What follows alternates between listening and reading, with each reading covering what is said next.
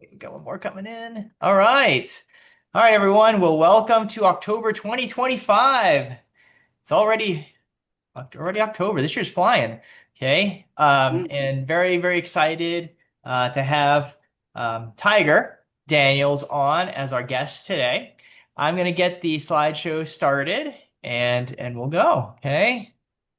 Oh, wait, it would help, of course, if I also shared my screen. This is why I told you, you don't want This, me doing any of this Zoom stuff. I will kill the uh, meeting anyway. it's all He's an right. artist, not a technician. There we Yeah. go. All right. All right. Well, here we go. And action. So today we'll just have our usual announcements, and then we will have the miniature worlds of Tiger Daniels, and then we'll have a little bit of a discussion as we usually do for our 1 hour meeting. Oh, we still have people coming in. Give me one sec. Rich is coming in. And all right, cool. So, announcements to start with. BSI weekend is coming up. And so hopefully everyone has, if you're coming, it's early this year. I believe the dinner is January like 6th or something. And so we'll have some announcements and things in November. Because I'm sure by then I think the schedule will be out a little more. And yeah, so but one thing I will announce now, because I can, is that the Luther Norris dinner from the Baker Street, what was it, Broad Street Irregulars, is going to be Thursday, January 8th at the Oyster Bar. Okay, so I guess the dinner then would be on the 9th.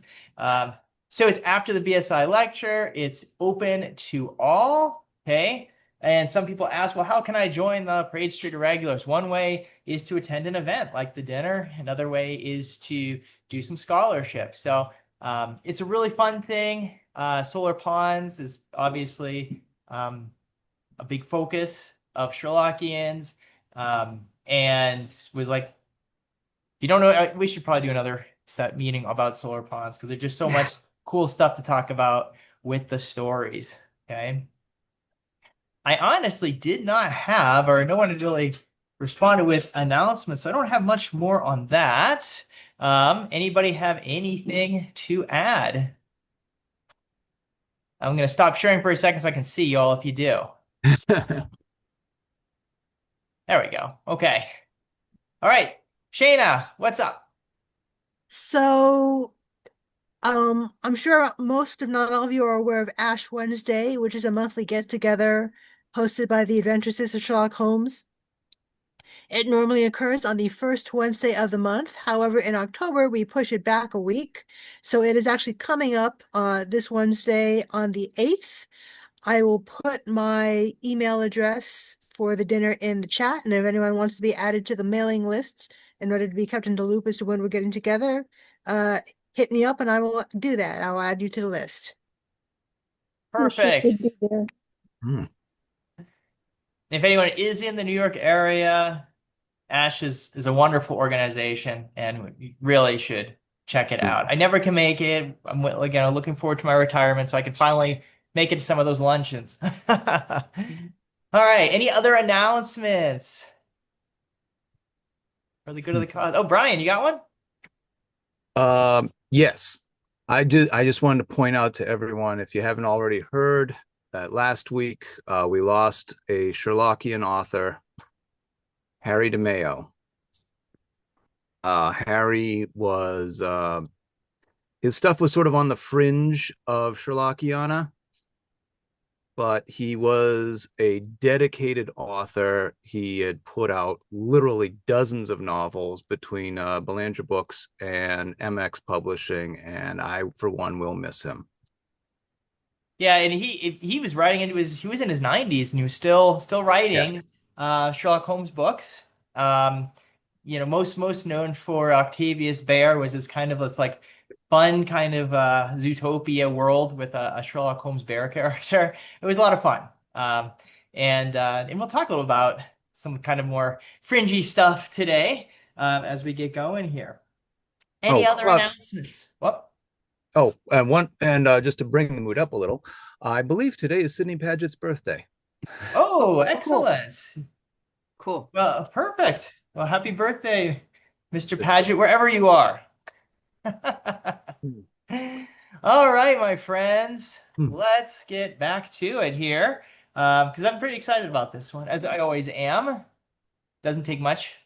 Actually, gonna go to Get you the excited. speaker view for a second. All right, let me go back to the slideshow. Maybe, maybe. Yes. Solar Ponds is on my list of characters to do boxes about in the future. If Oh, my Nice. brain ever lets go of Sherlock Holmes, he's on my list. He's high up there. oh, you have to. That is now. You've teased us. You have Yep. to do that. I will follow through. I just bought like all 11 books off eBay. I found somebody selling them. So I've got the material. Now it's just a matter of like, reading them like I do, but I'll talk about that in a minute. All right. Well, Tiger, it's my chance to introduce you now. Okay. Okay. So, Tiger Daniels first read Sherlock Holmes when she was 10 years old. She found her stepfather's Reader's Digest condensed version of the Holmes stories. And reading the book with its fake gold lettering and illustrations and drop caps made her feel very grown up. She was hooked right away on the canon, and the stories have become her comfort food. I'm sure we all can relate to that. Um, and she now describes herself as a moody violin playing eccentric. That's beautiful. Tiger resides in Western Kentucky with her husband. Let's give a warm virtual welcome to Tiger, and um, we'll get going on the slideshow. So, pretty much how we're going to do this, my friends, is Tiger sent me some images of her work, and I'll kind of put it up and ask some questions and kind of do a little bit of an interview and dialogue over the pieces. And we'll go from there, okay? All right, so here's a Sherlock box. So, Tiger, why don't you tell us about how'd you get started with this? And I love the pencil. It kind of gives us a sense of the size of the box. Yeah, whenever I can remember, I try to throw like a pencil or a quarter in with the really tiny things to show the scale. But I got started, I've always been obsessed with boxes. I don't know why. I think because I had this what are these called printer typesetting frame on my wall as a kid that had like little miniature toys in it that I was never allowed to play with. And so I've always like collected boxes and whatever. And I've always had the idea, I love leaving artwork and stuff around. I can't remember a time when I haven't done that. Even as a kid, I made stuff and left it around. So in Boston for a time, there was a precursor to these boxes. I was obsessed with Clint Eastwood spaghetti westerns, and I was making portable gunslingers, which was like little boxes where you'd open it up and Clint Eastwood would come out. And now that I'm thinking about this, I'm like, well, these both have kind of like a vigilante justice theme, so I don't know what that says about me, but um I would leave those around Boston just for random people to find, but it wasn't very organized.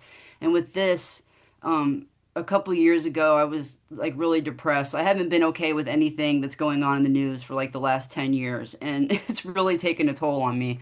And I was really depressed, and my therapist knows that like I tend to regulate myself through creative pursuits. So she was like, you need to find a project to work on. You need to find a project. And Sherlock Holmes has become kind of my comfort food whenever I don't have another book to read or I'm stressed out or whatever. I like to go back probably because it makes me feel like I'm 10 again. And so I went and I read the whole canon as an adult for the first time. And I'd read like a couple stories here or there as I was in between books or whatever, but I hadn't read the full canon as an adult. And like one of the first things I did was went back to my parents, like, guys, you should have made me read Black Beauty or Little Women or something. Because I ended up being like, I had addiction problems. I've got, depression problems, and all the wallowing around on the sofa with the cocaine, not the cocaine, the alcohol. I got all of that.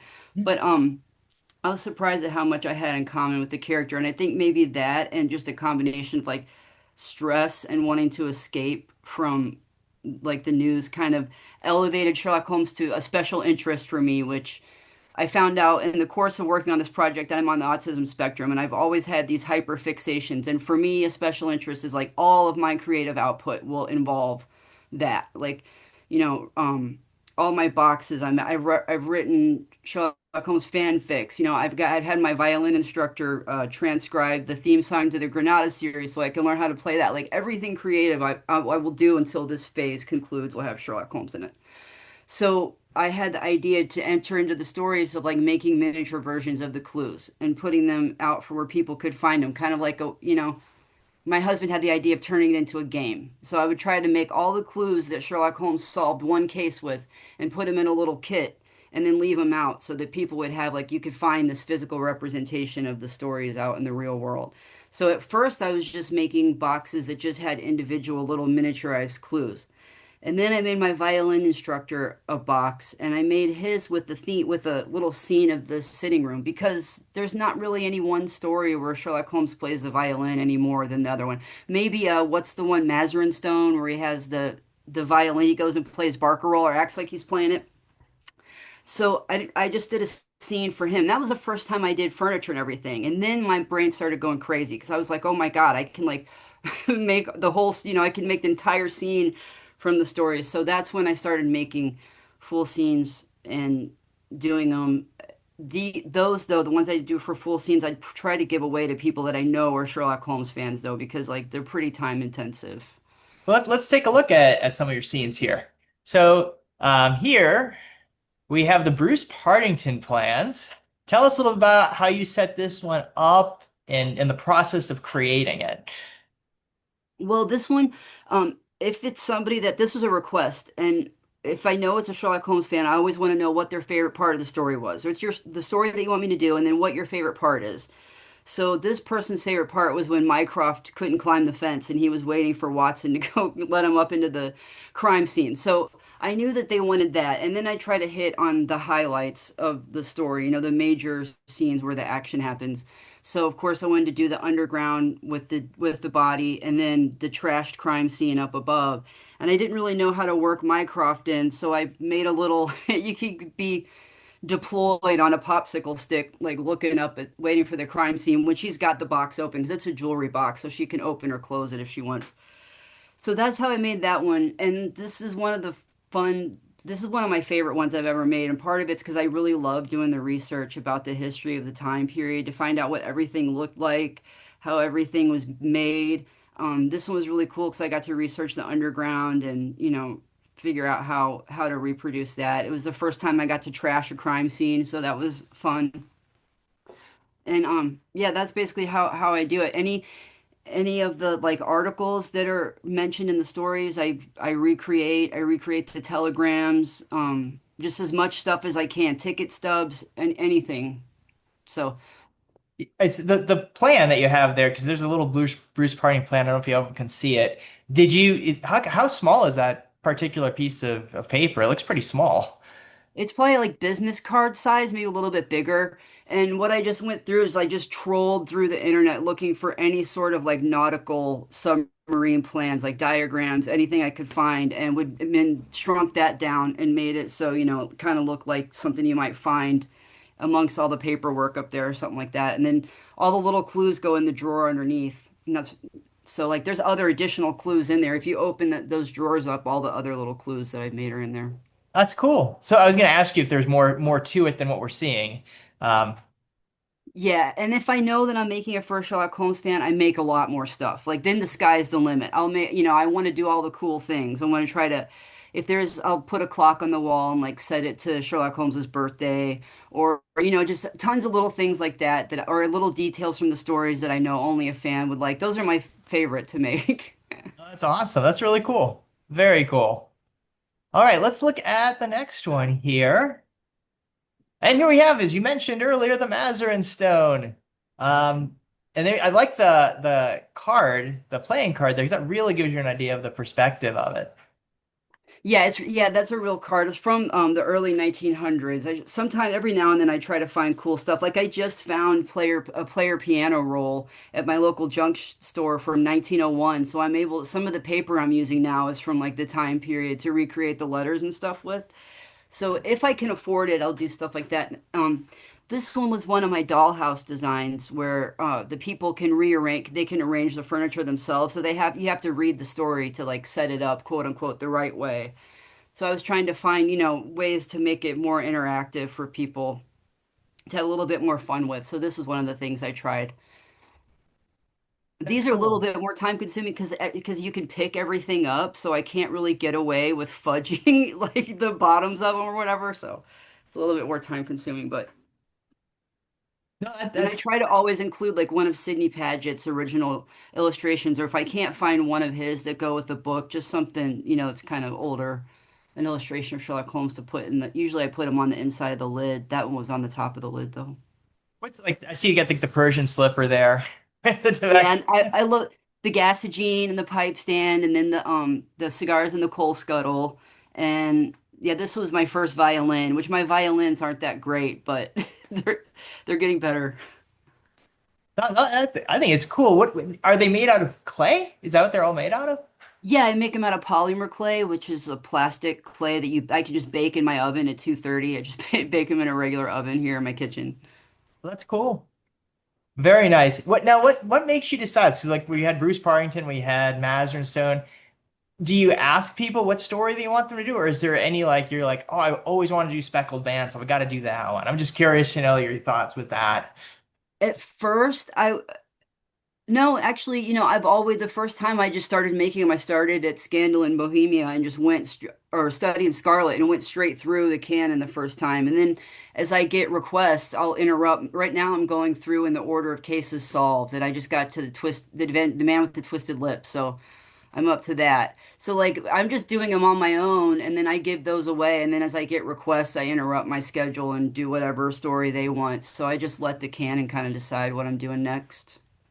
So you've There's already a done the couple. entire canon? I was gonna say I have, except there's a couple stories that I haven't done. One of them is the final problem. I don't know if I'll ever do that. I just cannot, like, I cannot recreate that letter. I just cannot do it. It would kill me. Uh, but I haven't done that one. I haven't done. There's some of them that are really hard that they don't have a lot of clues. The yellow face is one. I mean, there's really not much. The solitary cyclist. I can't make a bicycle, so like, there's really a lot of that is kind of ephemeral, the mystery of it. So some of the ones that I did the first time through the canon, when my skill level wasn't good enough to do full scenes, I wasn't able to do. Another one, the retired color man is one that I wasn't able to do the first time that I'll be able to do now that I can make full scenes probably. So just Oh, that's cool. um the Sussex vampire, I never did that one because like I didn't like Holmes being racist in the first part of it, so I quit reading it. That's my confession. That's the one story I've never finished. Anyway. Well, out of the whole canon, that's if you're gonna miss one, that's probably one to miss. Oh, really? Okay, good. I see Larry nodding his head in agreement there. Yeah. All right. All right, Dying Detective. This is one of my favorite stories. And this Uh, is cool because we got the overhead shot here. this one, I think I think I saw Karen in this meeting because she's the one that's Yep. got this, I believe. Don't you, I Karen? Yeah, am, she's and I yes. have it right next to me. And when we were done, when you're done with the presentation, I was going to see if anybody wanted a tour. I can try and do that with my little phone camera. Oh, that'd be cool. Yeah. This was the Great. first scene that I made that I based on one single story, and it was so fun. After I did this one, I was hooked on doing it because I was like, "Oh my God, it's just a never-ending, never-ending detail. You can be as detailed as you want. I love tedium. I love like making these tiny things." So this was the first one. My only regret about this one is I wasn't able to put as many pictures of criminals on the walls as I really believe Sherlock Holmes would have had.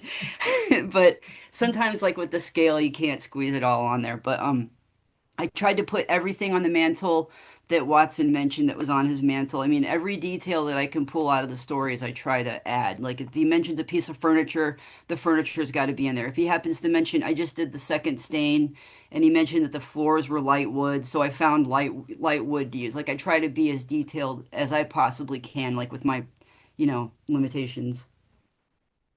What'd you use for the hardwood floor there? Contact paper. Oh, okay. So I was Wow. yeah, wondering if it was something like that. That's Looks cool. really wood. It looks like Yeah. wood. yeah. It's I like Very using well that. I'm done. running out of it. I got some scrapbook paper that looks like distressed wood too that I use a lot. But yeah, that was contact paper. It looks pretty good. Yeah, that was great. All For the right. sheets, I used regular fabric and I soak them in a half glue, half water solution. So they're hard. They're like plastic. They won't go anywhere. Oh, wow, It still really? looks like real fabric. Yeah. That's cool. It's like indestructible fabric. Yeah.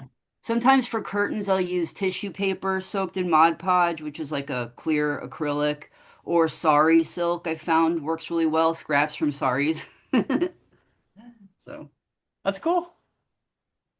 All right, now we're getting to some of the modern stuff. A couple of pieces here. So it was great because you sent me this when you're like, I don't know what the people are going to think of you doing a John Locke piece, but I think this is a group that can handle it. So talk, yeah. So talk a little about like what made you do like the modern. There is a whole just LGBTQ community embracing the whole John Locke identity or idea right now. And it's bringing different fans into the Sherlock Holmes story, so I don't have an issue with it. But tell us, like, what made you think of it, and was this for someone, or is this just for fun? this was a request. Somebody asked me if I would do a John Lock box, and I said, yeah. And this was really fun because I negotiated and worked with this person a lot on this because I was like, yes, but I'm only going to do a Victorian John Lock. I don't have any interest in, I've not seen the BBC show. I don't really care about it either way. It's just the time period is part of it for me. I love, like, Sherlock Holmes for me is in the Victorian era. It's just the time period is so soaked into the stories. I can't take him out of that. So we negotiated. I was like, I will do your John Locke box. I will break my rules and go outside of the canon, but it's got to be Victorian. So we negotiated this whole thing. They wanted the red underwear because I guess that's a BBC John Locke thing. And I was like, okay, but I'm doing in Victorian underwear style. So they've got like the Victorian boxer short underwear. But the sailboat by the fireplace they wanted, and that's actually from the Grenada series. So I was able to make that for them. They wanted the box with Watson's checkbook in it, which I think is hilarious. Um, so a lot of this stuff like was by their request.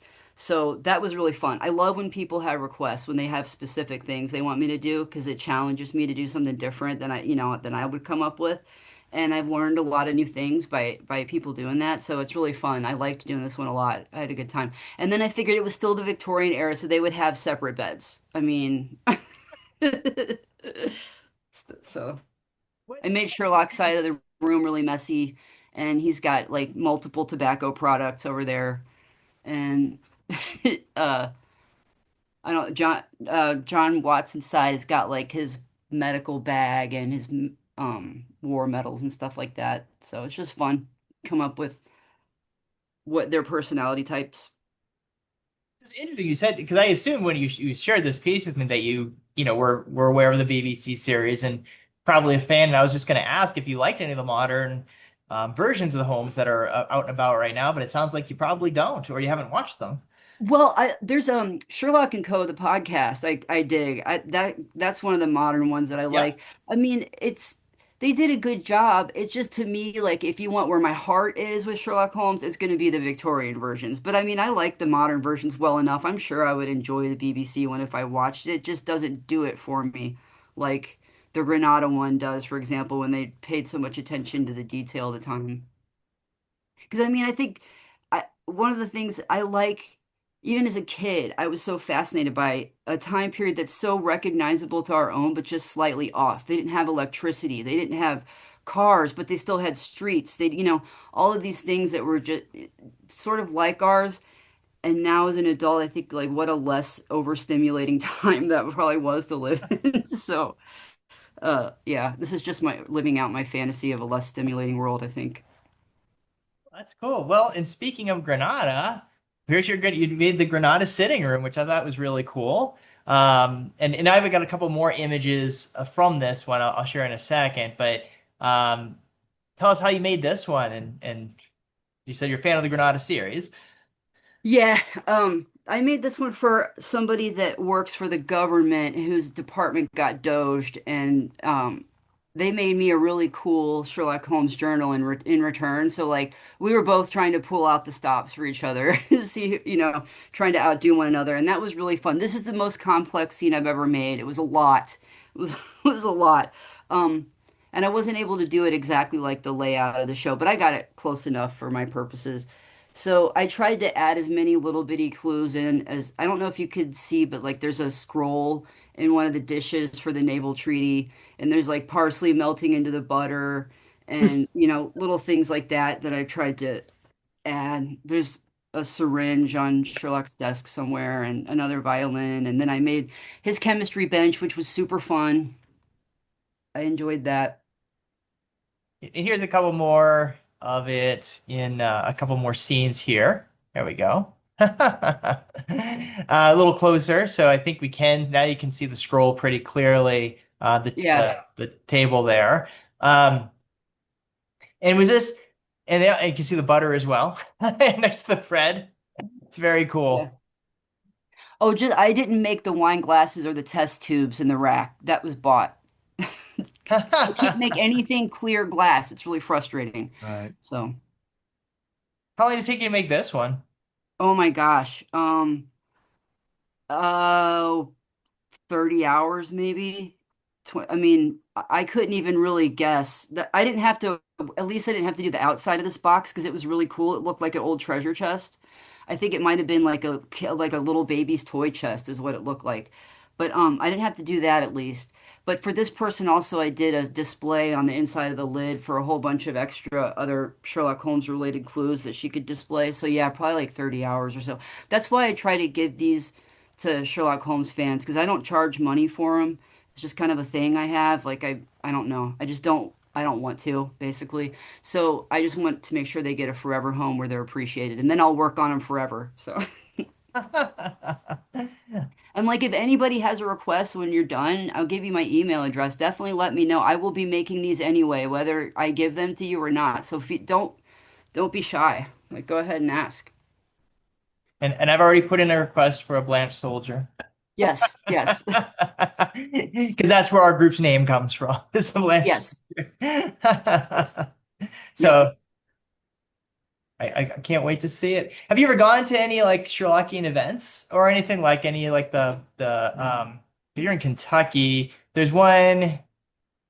Ohio has a big conference. Obviously, there's a BSI weekend, but I was just curious if you've been to anything and displayed your I wares. haven't. Somebody is ta donating their Sherlock Holmes recreated sitting room to the University of Minnesota, Yeah. and they've turned that into a pop-up museum, supposedly. And I guess one of my boxes is in there right now, the Sign of Oh. Four. But I've never been to an event. I'm a hermit, and I did not know until I started doing this how intense the Sherlock Holmes fandom is. And I wish I would have known all my life because these are my people. Like all the people that have the cool hobbies are Sherlock Holmes fans. I have been toiling out in the netherworld with with the normies all my life, and I was like, God, these. So now that I know this is where my people are, I've gotten invited to 221B Con several times. Oh, So I yeah. might go to that. My husband is down to go to that with me, so I might. It'd be awesome if you did. And I'm hoping to go for my first time next year, so in 2026. So definitely, if you're and Brian just went last year. And I know a lot of you probably have been m multiple times, but if you can make it, we'd love to welcome you to the community. That'd be so cool. Yeah, I want to go. I actually want to go. I've met so many nice people in the through doing this that like I feel confident I would have a great time. I mean, really, I've just met fabulous people. Everybody's been so nice and it's just been great. So, I've already made several friends through this process and I will go if I can make it if they put it on. It's happening. It is. It's happening. In fact, so next month I'll put an announcement in for it because I think we have the dates and everything set and yeah, it'd be great. It would be awesome if to meet you in person. It'd be great. I Yeah. always enjoy meeting guests and authors and everything in person. So I believe this was the last slide for the ones that you sent me. So what I'm going to do is I'm going to stop sharing and then open the floor up for questions so people can have a chance chat with you. And if you wouldn't mind, I've got speaker view on, so it might be hard for me to see, but if you'd use the hand raise feature or just unmute and ask Tiger a question, that would probably be great. So I will pause for a sec just to say, oh, Karen, and Karen has a question, and then Walter. So go ahead, Karen.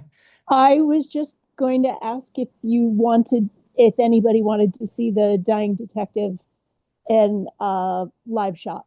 Oh, I think that's a resounding yes from everybody. Okay. All right, then let me reverse my camera and turn the light on. This is actually really cool for me because I've only two people have ever sent me a picture of their box at home. So this is fun. Okay. I hope that's not too much light. That's perfect. There we go.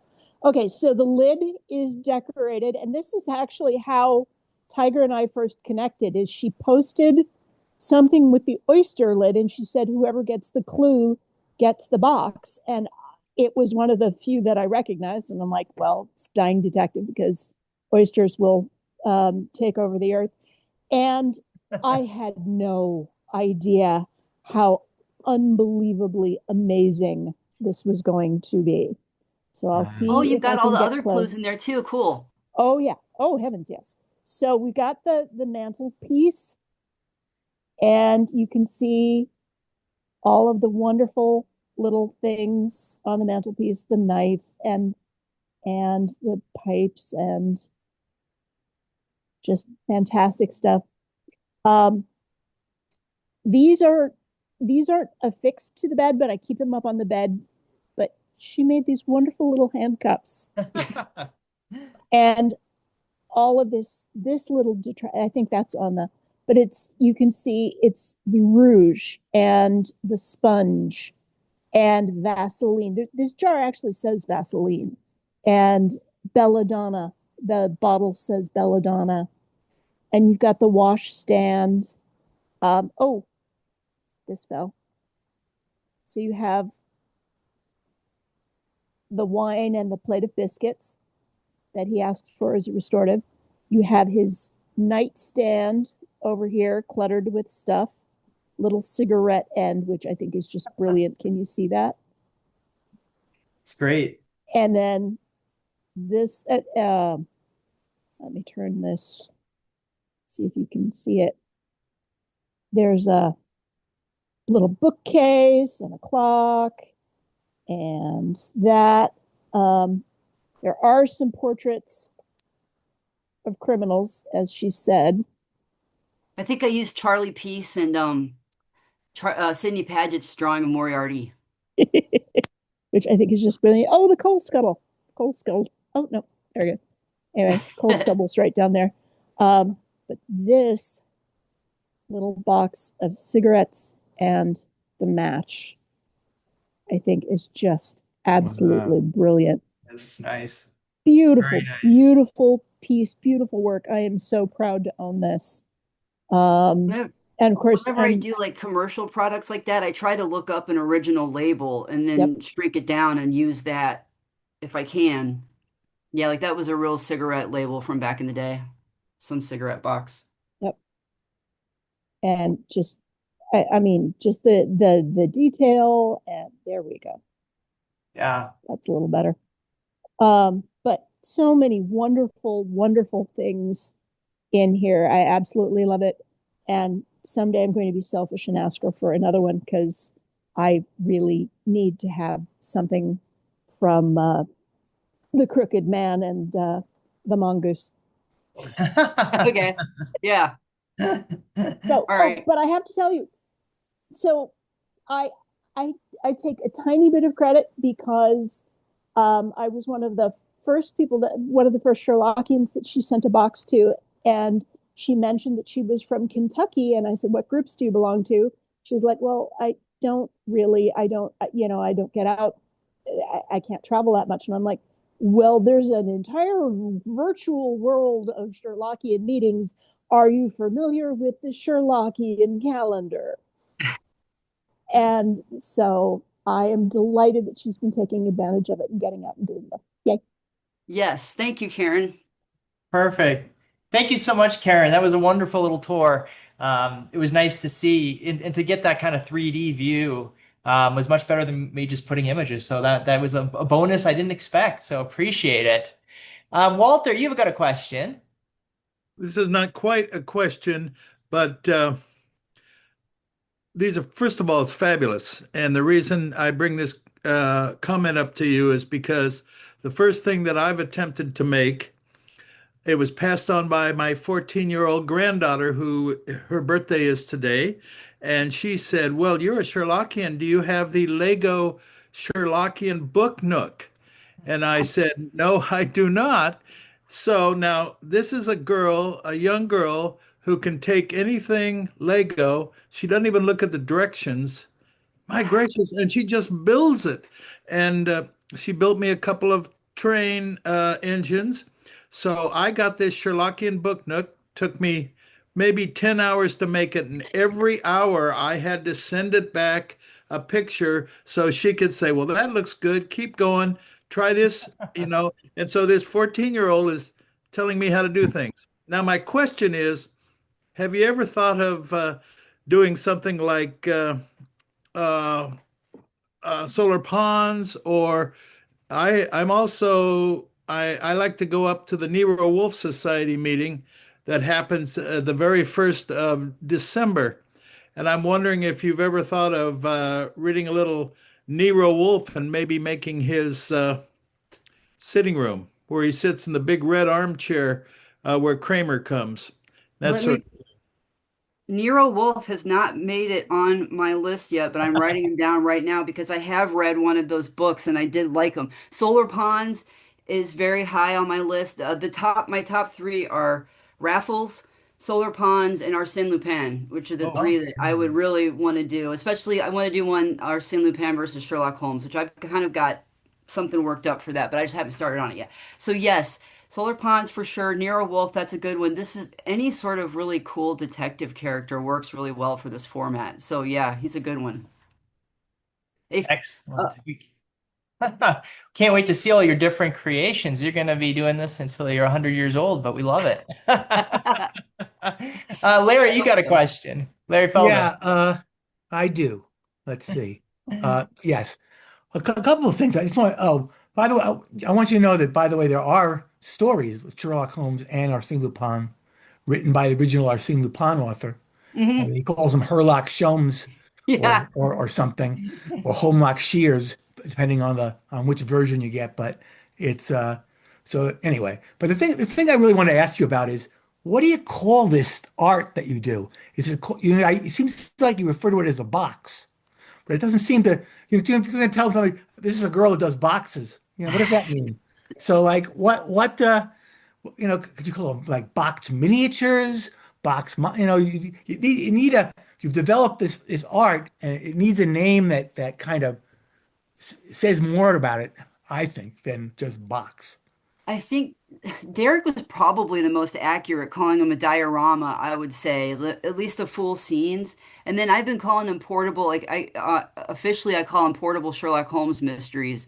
But they do kind of need a better name because like miniatures doesn't really work either if I'm doing a full scene. I guess diorama. I guess that would be like the most accurate word, Okay, maybe but it's not box very snazzy. diorama or something. Yeah, all right. I mean, I like box, but I don't. Mr. It's not enough. Oh, yeah, I know it's not a very dynamic name. I mean, yeah, I'd have to come up with something a little bit more clever. Maybe I could find something in the stories, I bet. Adventurama. There you go. I like that. Adventurama. That works. And I think one of the things, and I think Larry's got an important point, is I think you've almost created a genre here. I mean, you've created your own kind of art medium. It because I don't think diorama quite fits either, and I just am pretty impressed with everything, and it's a very exciting Yeah. piece, and I don't know. I mean, It's I like think I Nook think is its own thing now, has become its own thing, but it's not a yeah, Nook. So you right. need you need a word like that speaks to just exactly what you're doing, because maybe other I, s- people will do it, or want to do it, and we I, might I have a see whole what you're thing. saying. I could see, especially if you've done the Canon, I could see a gallery display. Yeah, all I mean, right. Gallery. Yeah. yeah. I mean, I just think I'm just very impressed. How's that sound? We all are, I think. Thank you. All right, Karen's got her hand up. Oh, was that a mistake? I don't see. I think she's got her sound off. Sorry, There I we did. go. I forgot. Okay. There is actually a history of this particular art form. It's important to the science of detection. If anyone is familiar with and I'll see if I get the name right, the murder boxes or the murder rooms. The There was nutshell a dioramas. woman. Yes. Yeah. There was a woman who was interested in forensic science, and starting as a hobby, I believe, she at Malka, she started making miniature crime scenes with all of the pertinent clues. And they were so amazingly good that the local police force adopted them and put them into practice as training for their detectives. So I don't know, I don't remember her name, but it's an amazing art form, and it is important to the history of detection, which is very in keeping with our reading hobbies. Frances Somebody just Lesner.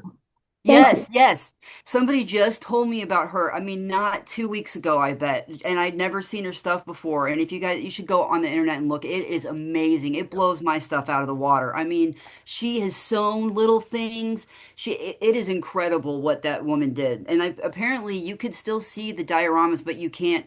The solutions are still kept secret because they're still used to train people. So. Oh, wow. Yeah, but they're really, really cool. And I didn't even think about that being kind of similar because I mean, I'm more thinking about it from a literary perspective. But yeah, I guess it is kind of along the lines of what she's doing. Yeah, just not as serious because I mean, nobody really got murdered in mine. Sherlock miniatures, I like that. It's cool. All right. Any other questions? I don't see any other hand raised, so I'll just wait a sec. Does anybody have? Feel free to blurt something out. I do, Derek, because Oh I boy, can't remember where the raise the hand is. I'm that's all sorry. right, Margie. Just go ahead. So, Tiger, will you tell me which piece, if you can think of one, that was the most challenging, and did it surprise you that that was the most challenging? The first thing I saw there in the very first picture Derek showed was the little bust of Holmes, and I just thought it was brilliant, and I just wondered how long did that take? But I was just, so was there one thing that was really a monster for you to actually get it to go together right? Um, let's see. Yes, I don't like making chairs. Chairs are like I cannot. And they're in everything. Chairs are really hard because you have to do all the legs and get them right, and then a lot of times they'll have spindles on the back. But as far as things that were actually really difficult to make, I'm trying to think about ones that really gave me a hard time. The bust I had to work up to. I'm not very good at people still. So like the only reason why I made those is because I knew it was a wax bust and it probably wouldn't have looked that great to begin with. So I could Right. kind of, get away with fudging it a little bit that way. But for the sign of four, I made two boats. I made a tugboat, the Aurora, and then a police boat. And I wanted to have them on like they were on davits at the top of this box. And I wanted to make them float. And I wasn't able to design it that much in detail. Like ideally the guy could have taken it and floated in his bathtub. But that was one really hard. So they're just more decorative. They still look cool, but you can't actually use them. There's been a lot of stuff like that.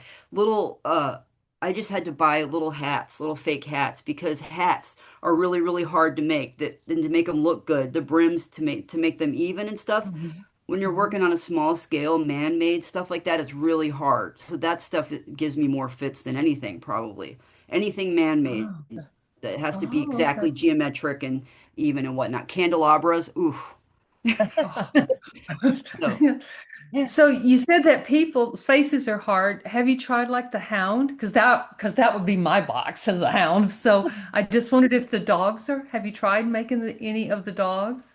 I haven't, but I did just make my first animal. Somebody asked for the blue carbuncle, and I made the goose. They wanted the goose in the Yeah, they wanted the goose with the stone in its crop. Now look, they told me this, and I'm like literal Larry. So I'm like, okay, I did the goose laid out on the sideboard with its neck cut open and like a bead in there. And they were like, oh my God, the gore. And I was like, well, how else are you supposed to know that the stone was in this crop unless they cut it open? So okay. I'm like, whatever, you're still getting, this is why I don't charge money for them, because I like take your bloody bird. I love it. Thank you. Yeah, I would be all about it. It would be perfectly fine. So, So like okay, well, I we would may have like to to. talk about Hound next year, okay? Just Yeah, saying. for sure. No, because this is good. That's why I love people giving me requests because it challenges me to do. I have not failed a person on a request yet, so like it challenges me to push my skills, and I am getting good enough now where I can start thinking about trying animals and trying people more and stuff like that. So I'm Mhm. always trying to get better, and yeah, I could see myself doing a hound. I feel like I could do Okay, it. well, just throw me in there anywhere. I'll be happy whenever. Okay. Okay, let me write you So thank down. you. What? Where's your? I'm Oh, Margie, Marjorie. Okay, Margie Deck. Okay. Thank you. I've got you I'll down. find you on Blue Sky. I see your stuff come by. So Okay, I would, alrighty. I thank mean, you. Mm-hmm. I would love to see you try to do Pinch and Lane from Sign of the Four with Toby and all the animals that are in there. That would be a trip. That is fun. That is a fun idea. What did I just I'm doing the man with the twisted lip and I really want to try to make an opium den. Oh yeah. That'd be great too. Yeah. Illustrious client I use as an excuse to make a Turkish bath. And of course in the Grenada version it opens up in the Turkish bath, but because Watson, so sometimes I'll do stuff like that. I'll just use it as an excuse to make something fun from the era. One of the things I want to start doing is I just found out about these things called magic lanterns that were like old, really early photo projectors, and apparently they use this in advertising in the Victorian era a lot. And I want to work on a way to turn my boxes into a magic lantern so you could like conceivably project a Sydney Paget illustration on your wall from it. Would be so cool. So I'm trying to devise stuff like that. They had a lot of cool toys in that era that I would like to learn how to make and incorporate. That's really cool. That wow, that yeah, that's definitely ambitious. I could that's cool though. Look, It comes everybody is happier when I'm busy, so. yeah. All right, Leanne, we got a question. Yeah, well, it's sort of like a maybe a request. Okay. My home scion is Watson's Tin Box. Yes. And I think this could be extraordinary opportunity for you and your creativity to decide what was in that tin box. Because other than just papers, we don't know what would be in it. And It's you could so cool. probably go crazy. It's really cool that you mentioned that because I just made and mailed last week a guy in your group, Matt. His name's Matt. I don't know if he Oh, wants me to use his Matt. last name, Yes. but I made him a box of one clue from every Sherlock Holmes story because like I felt another guy that's working for the government. If you work for the government right now, it's a good time to ask me for a box because I will Yeah. give you the best of everything I've got. So I made him one clue from every Sherlock Holmes story and found him this really cool tin box. It has like it's from the time period. It has a clipper ship on it. So he's got that. And I would really honestly, I'd like to try to take another crack at that someday. We're Yeah. doing like Well, one. probably what he was thinking about and maybe told you about was our evidence boxes. Yeah. For Hmm. every story, we have an evidence box that was created by Paul Churchill with real and faux artifacts. So that's probably why he's asking for that particular kind of a box. That's what he said. I think that is such a cool Yeah. idea. I'm Yeah. so jealous that you get to go to that group. Oh, it's fantastic. Yeah. Yeah. I, Well, thanks for considering it. I think that'd be cool. And I'll have to talk to Matt. well, you know what I would like to do is, I mean, I've got one of my favorite boxes to do are the jewelry boxes, and I've got a couple really nice big wooden jewelry boxes that would be great for like one of those for to do for your whole group, like something that you guys can all share or whatever. That You know, would be like do, spectacular. you know, Yeah. something that's just generally Sherlock Holmes themed that would be fun. Yeah. And if you did that and send it to me, I would donate it to our group. Okay, sure. That would be super. And you are Leanne. Leanne. Okay. I'm writing your name down. I All can right. put my email in the chat if that would help you. Okay. Yeah, That would thank be you. a fun meeting. You could put one clue from every story, and everyone had to guess which story the clue was. Yeah. Yeah. Some of them were kind of challenging. Like what was it, Abbey Grange for the I just put in a picture, an anatomical drawing of a bee's wing, because I mean some of them were kind of like hard to come up with. Anyway, that's neither here nor there. Tiger, by the time we're done this meeting, you're gonna have like 5 years worth of work in front of you. Look, Really. I'm telling you, I would be making these anyway. I'm going through the Canon anyway, so like bring it on. It doesn't, I will be just as happy to do yours as I would be to do my own. So Oh, this has been wonderful. Maybe time for one more question, if anybody has one, before we wrap this delightful morning or afternoon, depending on what part of the world you're in, or evening, I guess. Well, I just want to say thank you. I enjoyed it immensely, very much oh, so. thank you. It was great to meet you, I and enjoyed it too. Yeah. Thank you. It was fun. I wasn't even nervous about this, so it must have been That's meant to be. perfect. That's good. It's really I good am to see always you, super Tiger. nervous too, so I understand. Yeah. Zoom usually turns me into kind of a babbling idiot, so Out of curiosity, what is your favorite story in the canon? That's your last question. Ooh. It is a hard question. Man, when I was a kid, I was all about Speckled Band. I thought that was the most exciting thing with the wild animals and the scene in the darkened room with the snake coming through the ventilator. So that one's got my heart, but right now, probably The Empty House. I don't really like the first half of it, I don't like because I don't believe Holmes's bullshit Sue story. But the second half of it, when he gets Colonel Moran, that's my favorite part of that story. Like, sorry, I just don't believe his whole thing with the cliff. And like, if there was a guy up there that's going to throw a boulder on you, then they could shoot you before you threw their boss off a cliff. I'm just saying. Okay. You're I don't opening a know where whole he can of went. worms Yeah, there, he's a Tiger. There's he's a long a lot range. of scholarship on this one and what Yeah, exactly he's a happened. long range marksman. You know, he should have had his air Yeah. gun. Oh, If yeah, you yeah. What a time to leave his air gun at home. Yeah, exactly. Ah, Tiger, if you ever get over to London, Roger Johnson, who's part of the Sherlock Holmes Society of London, there he can take you on the walk that Holmes does in that story, and it's awesome. Brian and I did it when we were over Yeah. there, and it's awesome. And it's really cool. So it is possible to actually walk the steps of Holmes when you're over I'm really there. jealous. It's just cool. That would be Very so cool. fun. That's awesome. Yeah. All right. Thank you so much. A virtual round of applause again to you. I've just, this was fantastic. I knew it would be. I know you were a little nervous when I reached out to you, but I'm very, very happy that you were able to participate. And next month, we will have our guest will be Sarah Bennett, who's an author, and she's going to talk a lot about the region of England that she's in and the connections to the Sherlock Holmes canon. So that should be really exciting. And if you've ever read her work, she's considered one of the better, more accurate pastiche authors out there. She's quite good. So it'll be really a fun time. And that will be Halloween weekend. It'll be November 1st. I don't know if you've heard the term. That's like the cool thing right now is my kids keep talking about Halloween weekend because Halloween's on a Friday this year. So but it'll be a lot of fun. And I look forward to seeing everybody there. A couple of people have said for some reason they've dropped off the 5 Miles email list. I'm assuming you haven't because you're here. So I'm going to see what's up with that. But I just got an email from Steve Mason saying he's not getting them anymore. So I will look into it. If there's any issues, if it comes close, you haven't gotten the email from me, just let me know and I will send you the link. All right, everyone, have a wonderful weekend. Enjoy the spooky month and enjoy the fall colors too. Take care. Thanks, Bye now. Derek. Thanks so Thanks, much. Tiger. Good to Bye. see you. Yeah, thank Thank you. you.